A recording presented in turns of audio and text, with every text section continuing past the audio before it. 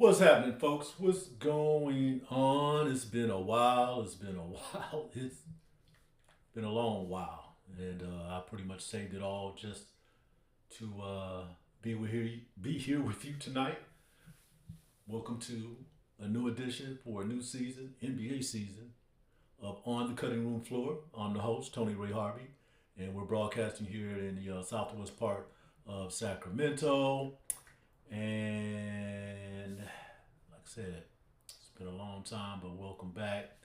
We're going to discuss the game tonight. So let's get right into it. Okay, the Sacramento Kings. The Sacramento Kings, they played the Phoenix Suns tonight at Footprint Arena in Phoenix, Arizona, and they fall 120 to 116. 120 to 116. They built up a 20-point lead in the first half, and boy, did they have a first half. And they had a halftime lead, and then they just crumbled in the second half. Matter of fact, they scored 71 points in that first half. Excuse me. They scored 71 points in that first half, but the Suns held them to 45 points in the second half. But they got out splendidly. So, there's going to be some growing team. There's going to be some growing pains with the Sacramento Kings this season. I understand that.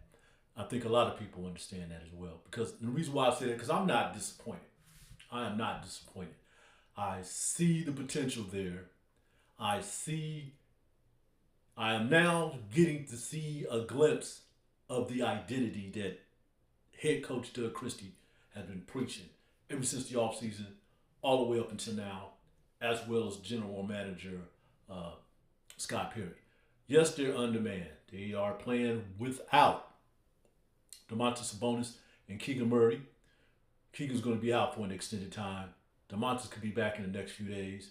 I don't think I would expect him to see him play in the Utah Jazz game that's going to be at home, Golden One Center, this Friday, October the 24th. But sooner or later, they're going to have their service. But they did pretty good with little that they had tonight, and they brought it. They just couldn't contain them in the second half. The Suns, that is. You got Devin Booker, and Devin Booker normally have good games against the Kings. He's a tough cover, and he proved that tonight. He had 31 points. Grayson Allen, he followed up on there. They do have Dylan Brooks. They got him in a trade, the Kevin Durant trade from Houston. He had 22 points. But hey, one thing we know, Doug earned his position. This is the way he wanted to go. It's all about the defense. It's all about winning battles. They won one, maybe two tonight, but they just couldn't win the war. That third quarter was a really big problem for the Kings. It really was. So, when they're talking about establishing an identity for the team, the goal is to basically develop a consistent and recognizable set of characteristics that define their culture, the Kings culture, that is, the playing style and the brand. All they got to come into play. And I'll repeat again, I saw some of that. Oh, well, you might see Dr. J sitting over my shoulder. I had to makeshift this studio up tonight. There's some things out in front of me that you don't see, but you will be seeing it at some point, during this season. So I'm trying to get this all together because I never did last season. I said I would all last season. So I basically lied to you. But I'm telling you, this is going to be an exciting studio once I get it all figured out. That's just one piece of the puzzle. It's not going to be there. I just propped it up there, for a specific episode.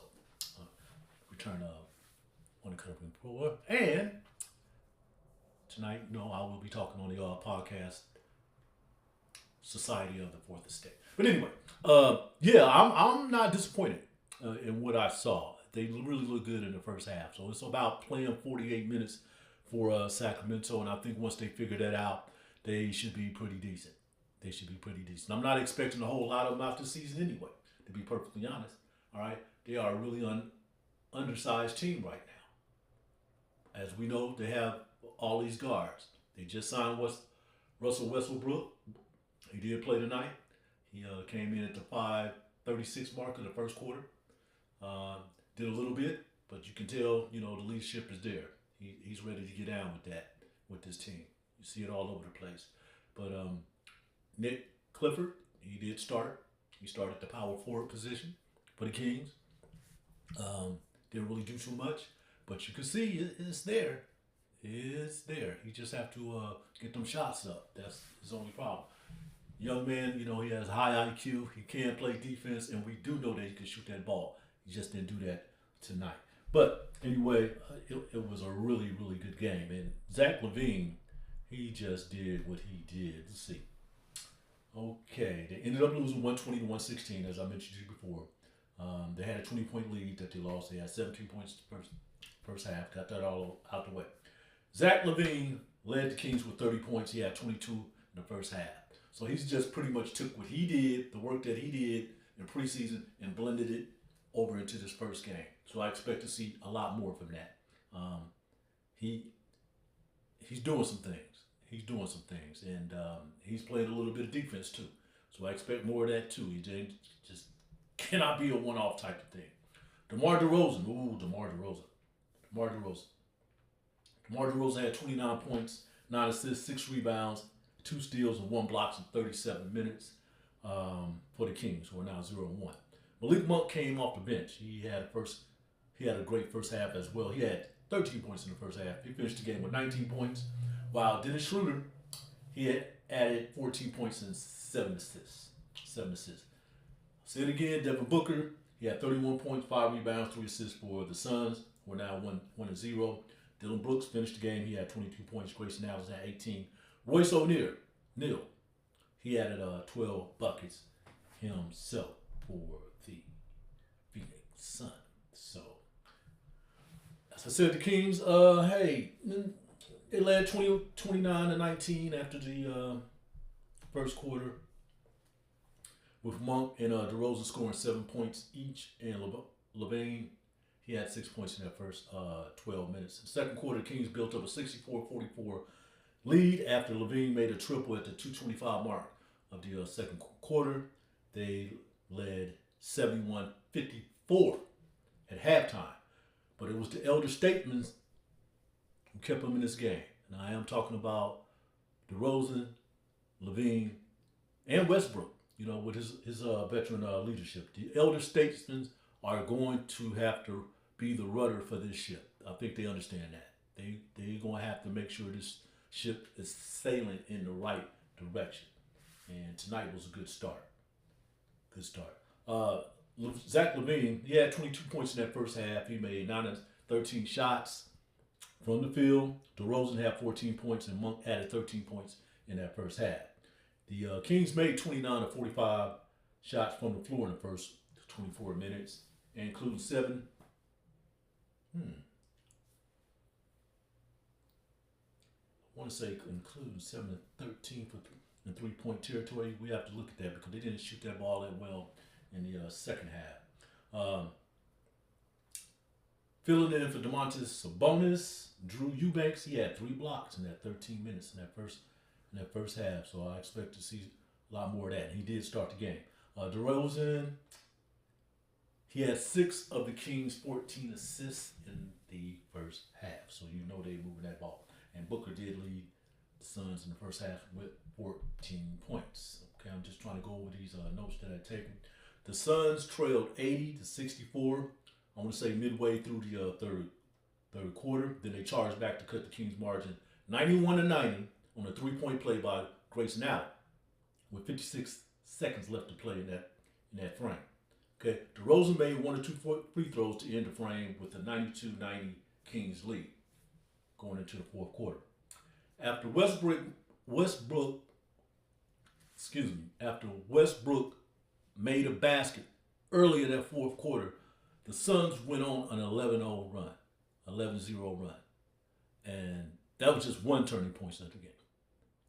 The Kings did come back and tie the game at 110 apiece on a basket by Malik Monk. But on that next possession, Dillon Brooks get fouled in 3-point territory. He makes all 3 of his free throws. and that pretty much, you know, gave the momentum back to them, and they held on it, you know, right to the very end. So it was like 117 left, and when Monk hit that basket, you know, to tie the game up, and then the Kings just basically they never recovered after that. The Suns made 45 of 95 shots from the field, 20 of 28 from the free throw line, and pulled down 63 rebounds to the Kings 52. To the Kings 52. So you know there's some issues going on with that because they did not rebound well at all. Matter of fact, the Kings gave up 18 offensive rebounds, 10 in the first half. 10 in the first half, if I'm not mistaken. Okay. Once again, Kings are without Domantas Sabonis and Keegan Murray. Definitely would have been a different outcome, maybe, win or lose, if those two were on the floor, but that is not the case right now. The Kings have to deal with the cards they were dealt. So let's see what happens when they come back and play Utah. Utah won tonight. I think they beat the Clippers, if I'm not mistaken. I'll have to check on that score. So Utah will be coming in 1-0, 1-0 when they take on the Kings that go to G1 Center, G1C Center. So yes, yeah. Like us, I am not disappointed. I am not disappointed. Now, yeah, I thought that was. They only made 2 3-pointers in the second half. So the Kings they were 7 of 13 in the first half behind the 3-point line. And they only made 2 in the second half. Here's what is also interesting too, because they lost this game in different facets. They were 13 of 23 at the free throw line, the Sacramento Kings. 13 of 23. So you're 56% shooting from the free throw line, and you lost by 4 points. They did have a little trouble defending the threes tonight, but not as much as they usually do. They do have to pick it up on the defense on that end. I did see a lot of good defensive plays, especially from Schröder, Neek, and Dylan Cardwell, and as well as Drew Eubanks. But, you know, they fell apart as far as crashing the boards, and that you can't do that against the Suns. Okay? You cannot do that against Devin Booker and company. You just cannot do that. You cannot do that.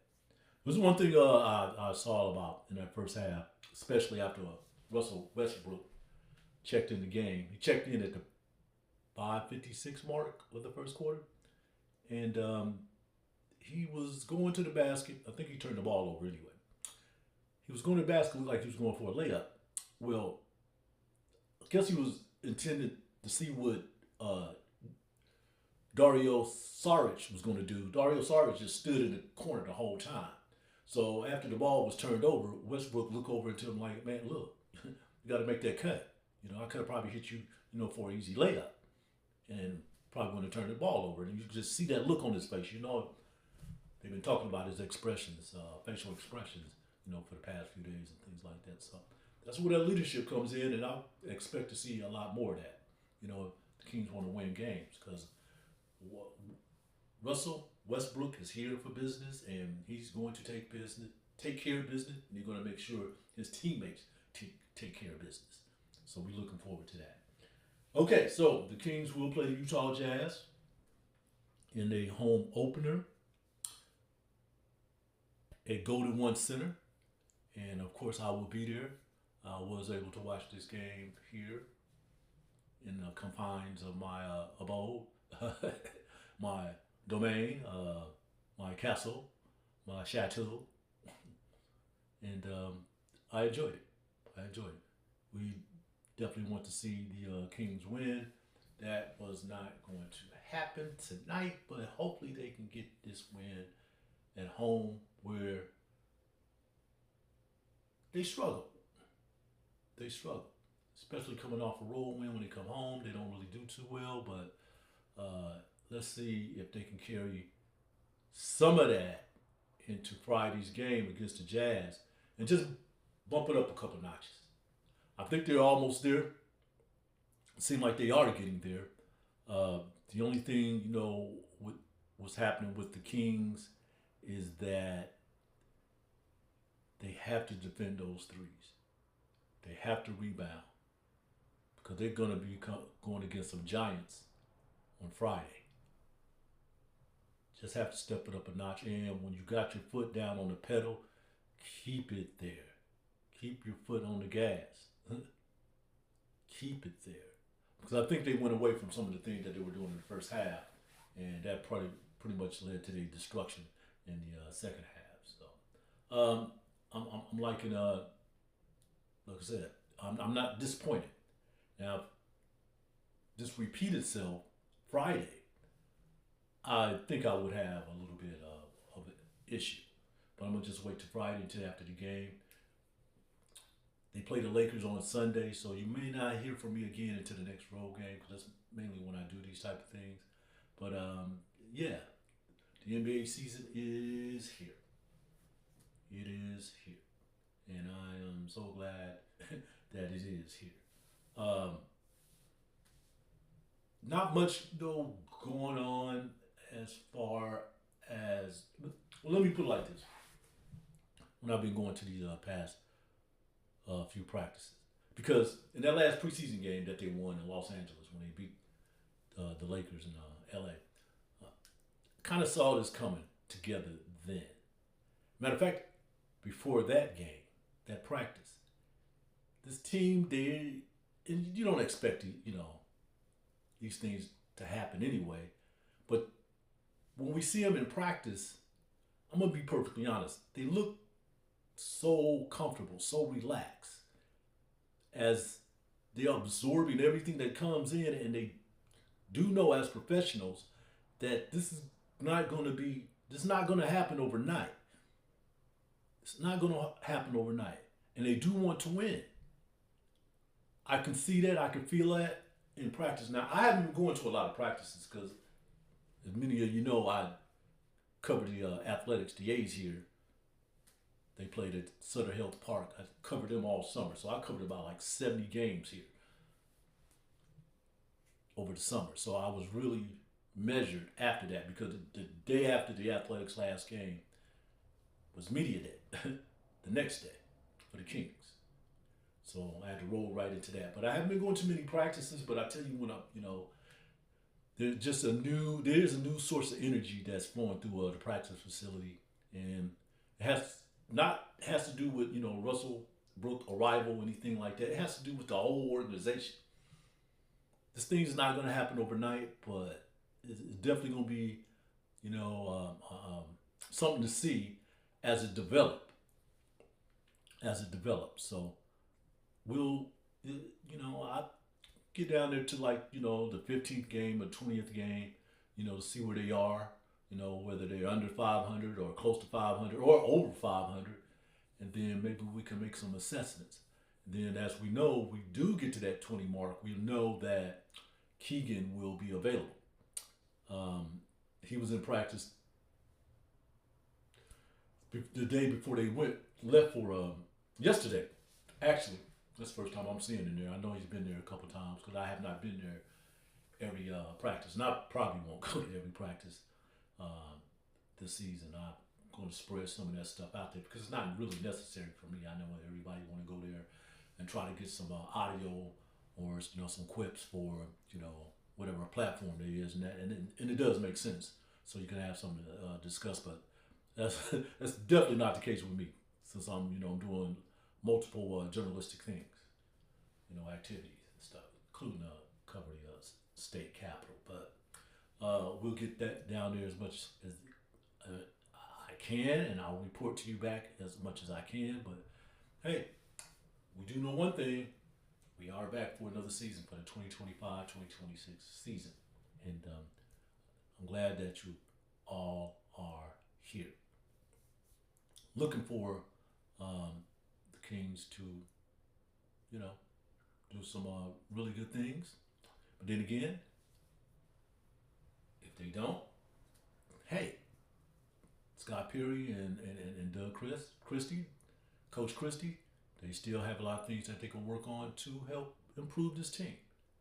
And they are not looking over their shoulders. They are really working hard to, put something together. make something happen, make something special happen, for this squad. I don't even know, what did I do? I forgot one thing that I did not want to miss because it was mainly essential. Yeah, before I leave, Nick Clifford, he did start the game. Okay, his first NBA game, the rookie.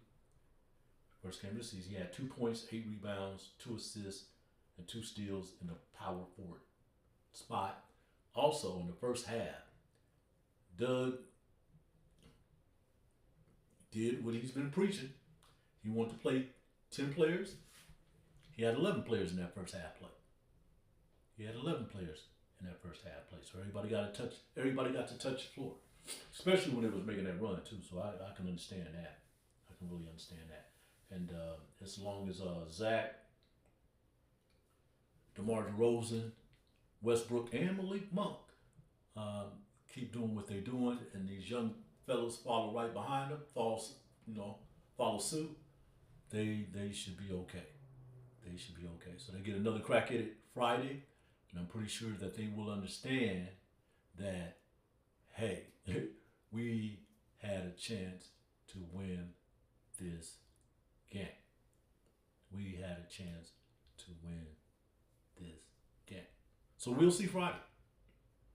We will see this coming Friday. We will see. We will see.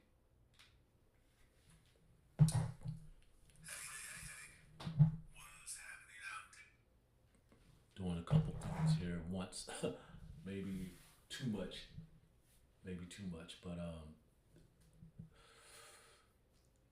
thanks for tuning in for the first episode of the season on the cutting room floor. I'm your host, Tony Ray Harvey, and I will be back with you soon. Studio is going to happen this year. It didn't happen last season, but it's definitely going to happen this year. But thanks for tuning in. We will be back. I hope everybody had a great off season. Now it's time to get out. It is time to get out. So I'll see you soon. Peace out.